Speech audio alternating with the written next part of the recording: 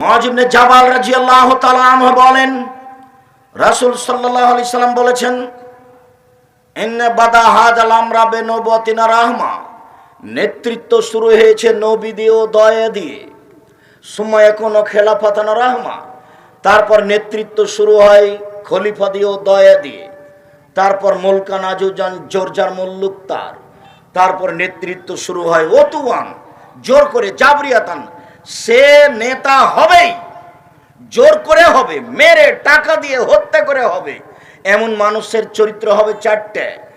এক, ইস্তাহিলুনাল হারিরা, এরা রেশমি কাপড়কে হালাল মনে করবে। দুই, অল খমুরা, এরা নেশাদার দ্রব্য পান করাকে হালাল মনে করবে। তিন, অল ফরুজা, এরা জেনাকে হালাল মনে করবে। নেশাদার দ্রব্য পান করা বড় পাপ নয়, খুব সাবধান থাকবেন। কোনো বাচ্চা কথা বুঝতে পারে না, যার কারণে যেন উঠে না যায়।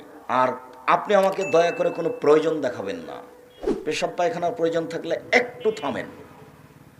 আর তোমরা যারা দেখছো তারা মোটর সাইকেল যেন পাশে কেউ স্টার্ট না দেয়।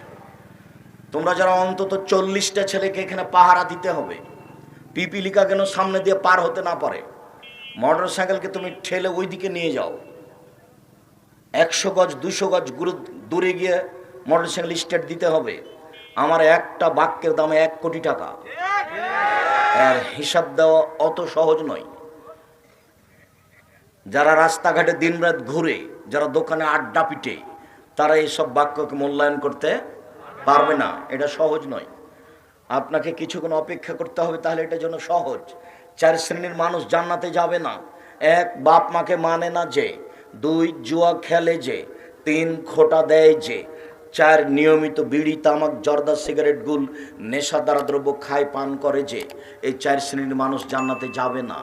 রাসূল সাল্লাল্লাহু আলাইহি সাল্লাম বলেন, যারা জোর করে নেতা হবে তাদের স্বভাব হবে 4টে। 1, তারা রেশমি কাপড় পরবে। 2, তারা নেশাদার দ্রব্য পান করবে।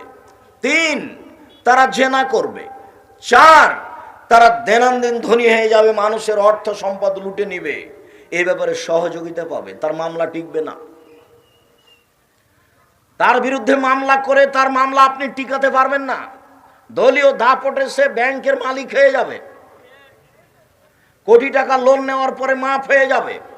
এই কথা আমি বলিনি, এই কথা রাসূল সাল্লাল্লাহু আলাইহি সাল্লাম বলেন। সে অর্থ উপার্জনের সহযোগিতা পাবে, তার কোনো সমস্যা হবে না। যারা এইভাবে নেতৃত্ব দিবে। আবু মুসা আশআরী রাদিয়াল্লাহু তাআলা আনহু বলেন, রাসূল সাল্লাল্লাহু আলাইহি সাল্লাম বলেছেন, অচিরে আমার উম্মত কয়েকটা জিনিসকে হালাল মনে করবে। 1, আল হেরা, জেনাকে হালাল মনে করবে। 2, অল খামরা, নেশাদার দ্রব্য পান করাকে হালাল মনে করবে। 3, অল মাযিফ, বাদ্যযন্ত্রকে হালাল মনে করবে।